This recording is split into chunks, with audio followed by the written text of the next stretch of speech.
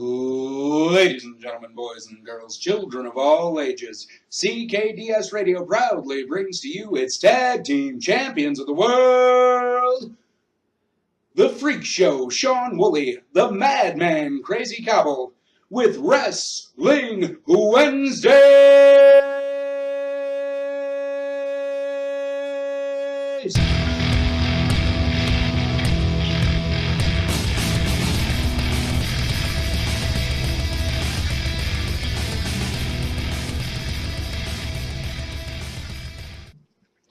Oh, you didn't know?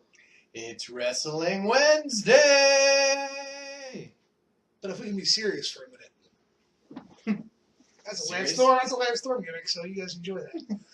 This week we're going to talk about primarily tag team wrestling, influences it has on stuff from today, stuff from the 80s, 90s. But wrestling was good. Yeah, I'm glad they brought back the tag division. Yeah. Because singles competition is getting freaking old. Oh, when Triple H was holding the belt every week, Triple H, John Cena, Randy Yeah. Orton. Woo! That's fun. So, who was your favorite tag team of all time? And why? Well, and the big names, it's kind of it's a big name, but not a really big name. It's Brian Kendrick and Paul London. Yeah? Yeah. That's Because interesting. it's a bunch of, like, kids my size just flying around waiting for a car crash to happen. See, I think that those two capitalized on the cruiserweight movement very well. Oh, yeah. That was one of my favorite divisions. Well, yeah, I mean, and it's a damn shame that they took away the cruiserweight title as fast as they did. Indeed. But hell, who can not forget the Armageddon match where they had those two, and then you had the Dudleys, you had the Hardys, all the heavy hitters. And those guys just popped in randomly. And well, that's the thing is they hung in there and they damn near stole the show. Oh yeah, they always put a show on. Like those two versus the Hardys, I could watch that match pretty much every day. Then you throw in freaking the Dudleys too in that mix. See, the Dudleys to me are probably one of the best tag teams in the past 20 years, bar none. Like you talk about great tag teams, you're talking about like Legion of Doom, you're talking about Degeneration X, you're talking about the Dudleys, the Hardys, Edge and Christian. And because the Dudleys were so versatile, you had the smaller of the two doing the power moves. Yeah, which when Devon's doing the lifting and Bubba's doing the flying, and holy, Bubba's a my size Barbie. Yeah, and then you have freaking cat. Spike just floating around doing, what the hell did he just do? And the Hardys had Lita. Yeah. Each one had a little extra thing. Edge and Christian, they had the hats and the goofy glasses. But Yeah. That's always. Yeah, which time was Rhino on? That was Chris and was that Edge Christian he was having a presentation? I want to say yes. I want to say that was a Edge and Christian thing. Remember that ladder match they all had? They all had the third party come down and help out. And Lita doing the moonsaults. You can always remember that shit. It's a damn shame what Lita did to Matt Hardy, though. Yeah. I mean, that's real life taking over wrestling world, and that's just fucked up on so many levels. True. But the reason I like the Dudley Boyz so much in ECW and whatnot, like the origin of the Dudley Boyz is a great story. It's a Raven gimmick. Remember Raven from ECW? Yes. That crazy motherfucker. ECW, WCW, Scotty Polo. He had watched Hot Shots. You know, what are you doing there? What are you doing there, bud? Putting the foil on, coach. Yeah, that's the guy. That's the guy he based the Dudley Boyz on. Really? Because Bubba Ray back in the day had a stuttering problem. Oh, I do remember that faintly. Yeah, and then Big Dick would just smack him in the back with something, and he'd spit it out. Great little gimmick, and I loved it. When they brought in Spike, his name wasn't originally Spike Dudley. It was Little Spike Dudley. Yeah. LSD. That's why his finisher was called the Acid Drop. That works. He always did the colors, and freaked out. There's so many subtle things that ECW did. And the Dudley Boyz were one of the most hated tag teams. Oh, yeah. There was a point when they were cutting a promo on the crowd, and they went hard, dude. Yeah. I looked at one of the ladies in the front row. We got a mother who sitting in the front with her daughter, and she taught her daughter how to suck dick. I do fairly It's remember like, that. Wow! I was like, what the hell? That came out of right field. Well, they got into fights every night. Hell, it's one way to get over, in all honesty, is to be hated. Yeah, it's a lot easier to be hated than it is to be loved. Indeed. Look at Paul Heyman. Hate him up, but he's a genius. Getting back to tag events now, from the oldest, going into the modern day era, teams now. You have like the Usos. Yeah. I would compare them to kind of like if you mix all three, the Dudleys, the Hardys, and Brian Kendrick and the rest of them, mix them together. Because they have the speed, they have the versatility, and they'll have the, hey, let's throw caution to the win aspect. Absolutely. The Usos, man. They're one of the third generation superstars that didn't get handed everything. Yeah. You know, like, just because their dads were Rikishi. Yeah. They were like, oh, well, here's tag straps. Nope. Those guys had to fight for it, and they earned it. And they're over as shit. Oh, yeah. Going, ooh, so crazy.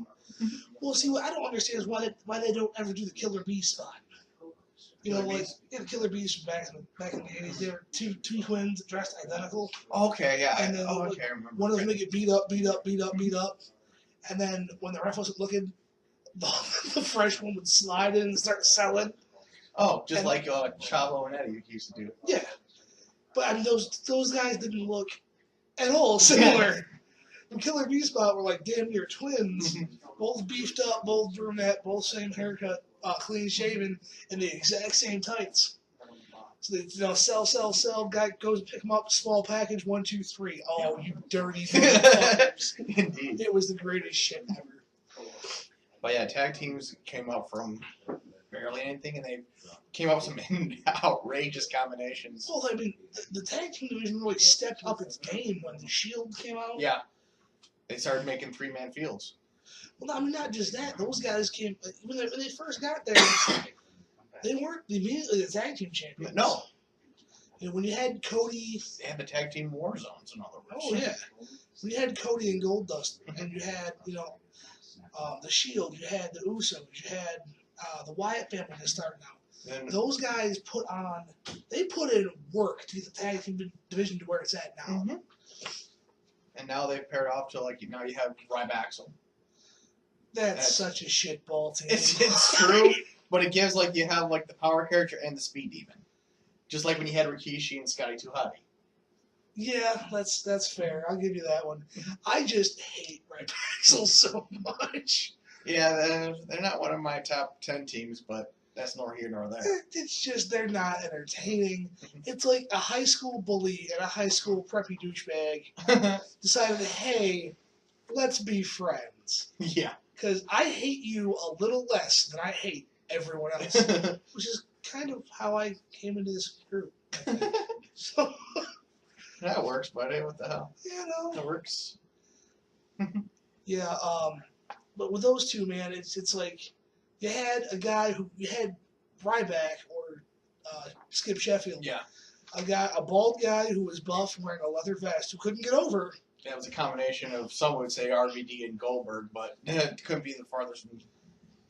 I would literally crap rainbows if he did anything resembling RVD or Goldberg. I would poop a rainbow. And then the biggest slap in the face to a lineage ever, fucking Michael McGillicuddy. Yeah. They should have stayed with Nexus. I can't call him fucking, what's his, Mr. Perfect. Well, yeah, what's his name though? It's Curtis Axel. Curtis Axel. I can't call you Curtis Axel because you are by no means your father. And the fact that you have a t-shirt that says better than perfect, I fucking hate you. I want to punch you directly in the dick with a fucking boxing glove full of broken glass. I despise your face. Well, you have to have some, because you can't all have it. You gotta have some people you gotta hate. Well, I don't hate him because he's doing something I don't like. I hate him because he's insulting his father and grandfather's lineage. I can see that. I mean, Mr. Perfect, Kurt Hennig, earned that name. He's one of the guys that put the IC title on the fucking map. Yeah. And then you got his shitball son, who is just spitting on his father's legacy by saying he is better than perfect, and you're teamed up with a fucking land shark like Ryback? Like, dude, come on. I'm a fat fuck. And I'm relatively certain I could lift Paul Heyman and carry him out of an arena. Now, we want to talk about tag teams that don't suck. Yeah. One of the most entertaining tag teams, I think, in our lifetime, Rock and Sock Connection. Those two were the two opposite spectrums, but how they can mix together perfectly, it was just great TV. It was a great story to watch. I mean, even if you weren't a wrestling fan, if you went to high school, yeah, you wanted that. Yeah. If you were the weird kid who who kind of sat in the back and didn't have the coolest clothes and were kind of the like us, just the oddballs. And one of the jocks was like, "Sup, kid?" You would stalk him for just a little bit. Oh yeah, he's my friend. He doesn't know my first name. He's my friend. He's got my back for a little bit at least. Right. And the Rock and Sock Connection probably had one of the most interesting TV spots ever with the This Is Your Life. Yes, that segment itself is hilarious. You when it did to The Rock, anytime Mankind did that to anybody, it was freaking hilarious. And I find that the duality of the character of Mankind probably one of the more interesting stories, because when he first debuted, he was essentially an answer for The Undertaker. Yeah. He enjoyed the pain. On the eighth day, God created mankind. And it was fucking awesome. That was the playing words. Tore his own hair out and, screamed at children. I directly stole Mick Foley's gimmick, people. And if you ever watched Freak Show in the Ring, pretty much I'm a third-rate Mick Foley ripoff. So me saying anyone stole my gimmick is just stealing Mick Foley's shit, and he should get royalties for that, because he's more famous than I am. Let's see. He's broke. What is he? I know he lost his ear in the middle of a battle with Vader. He lost his ear. He lost his ear in a battle in Germany, actually. That's right. It was that. Yeah, like I said, you just saw it flying into the crowd. He got turned over in the ropes, and it ripped his ear off. And he didn't quit. No, he just kept on trucking. He said he tried to translate into German. Make sure you keep my ear. And the nurse had already thrown it out. Oh. Like, Germans, this is extra skin. No, that's my entire fuck ear. Fantastic. The question is, what's not broke on him? Right, what hasn't he broken? Because he's got fingers. Bray's broken his finger. He got his fingers broke by a hammer. That was gross. How would... Oh! It's okay. Remember wrestling's fake. He didn't actually smash your fingers with a hammer. Oh, wait, fuck, yes, they did. Hey, look, I can do this with it. My favorite Mick Foley injury was the Hell in a Cell. Yeah. And, because he got chokeslammed through the cage. Oh, yeah. If you're a wrestler, that bump hurt more than going off the cage to the table. Because if you're a wrestler, if you've been trained in a ring, you know how hard that mat actually is. Freaking gate to it as well. And the gate's not what fucked him up. That steel chair that tumbled down with him caught him in the bridge of the nose and the top lip, and it sent a tooth through his sinus cavity. That's right. And he's actually just shot at him in the corner. And I'm going to try to impersonate this look the best I can. He's almost half smiling, pushing his tongue through a hole that his tooth ripped through his face, while it looks like a booger is hanging out of his nose. That's not a booger, folks. That's a tooth that tore through his sinus cavity and exited his nose piece. Now, some of those, we have the greats, we have the crazies. Let's go and we've had the interesting combination. Let's go with the ones that you're just like, why? Bushwhackers. Bushwhackers. The freaking Spirit Squad. My God, you want to talk about jobbers, please. They held tag straps for a while, though. The Spirit Squad held tag straps. Yeah. And I love how they defended under Freebirds rules. Yeah. Another great tag team that had some pretty good battles with the Bushwhackers and guys like that. The Freebirds, man. The first guys to ever come out to entrance music. You know what? Yeah. No, I didn't know that. They're the ones that invented the whole rock and roll entrance. Okay. They sang their old, they came out to Freebird Mm-hmm. at first, and they recorded their own theme music, Bad Street USA. Okay. And why Michael Hayes is not in the Hall of Fame, I will never know. Because that man has done so much for WWE in the past 30 years. Indeed. That it's just really hard to not put Michael Hayes top of the list. And yeah. Yeah, there's been many. But just the Bushwhackers is probably one of the first original funny comedy gimmicks almost. Foreigners doing the. Mm-hmm. Another odd term you had, was it typhoon and earthquake? Or Natural disasters, yes. Yeah. They're just like, really? Oh my god, I'm gonna die. Big dudes who, if they landed on you, your insides would come out through your butthole. And the only thing that made me come close to that was Tensai and freaking Brodus Clay. Brodus Clay. Well, I mean, you've had colossal tag teams before. I recall like Diesel and Shawn Michaels. Michaels wasn't the biggest cat in the world. Oh yeah. What you might not know about Shawn Michaels is that man is 6'2". Mm-hmm. He's 225, 230 pounds. With the Cruise Road, you can't tell. He's a big cat. When you're standing next to 6'5" Razor Ramon and 6'10" Diesel and 6'5" Triple H, like, bro, you're the midget of the group. Like, guess who's doing the moonsault, Sean?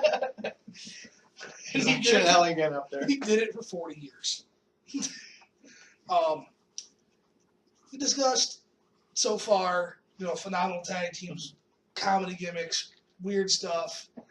What I want to talk about now, like, what would be your dream tag team?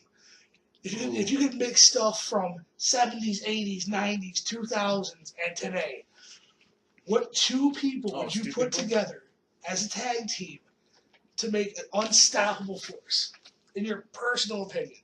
Oh, I would have to say, you would have to, I'll say, I think Big Show and Andre the Giant.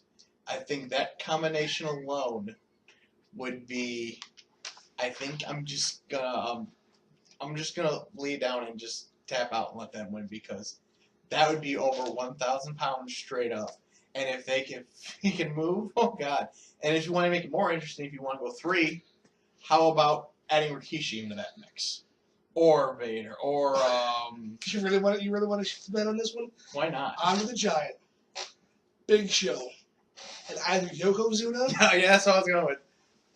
or Giant Gonzalez. Oh, jeez. With the furry mankini and the whole painted on abs thing, you would have 21 feet of man in that fucking ring. Or who would be the additional on the other side? Oh, good lord. To fight those guys? Yeah. I would say you would have to throw in Hulk Hogan from the 80s, Hulk Hogan from the 90s, NWO Hulk Hogan, and Hulk Hogan that night at Gold Chip. Because that's the only thing that stop that many Hulk Hogans is that many Giants. But guys, in the comment section below, tell us your dream tag team. 2 or 3 people would be the most fantastic, unstoppable force in the world. Like, if it were me, I'm saying Al Snow and Mankind. Oh, jeez. 2-dimension guys. Because you couldn't hurt them worse than Al Snow's career has already been hurt. True. Oh. I'm just playing. Al Snow, if you ever watch this, I'm a huge fan. You are Thank fantastic. you for everything you've done. And if Vader and George Steele ever get the same ring together, I'm going to kill myself. Because Vader would punch you in the teeth, and George Steele would eat your very soul through your butthole. Those two are insane. So, with Money in the Bank approaching, we are filming this on a Friday. Money in the Bank will be playing on Sunday. You guys won't see this until next Wednesday. Everybody is going to be in that match, in those matches on the card. Thank you guys for sacrificing yourselves for our entertainment. You are why we love wrestling. Yes. You are why we are here, why I want to be a wrestler. Be safe, guys. So, in closing, if you're not down with CKDS Radio, we got 2 words for you. Please subscribe.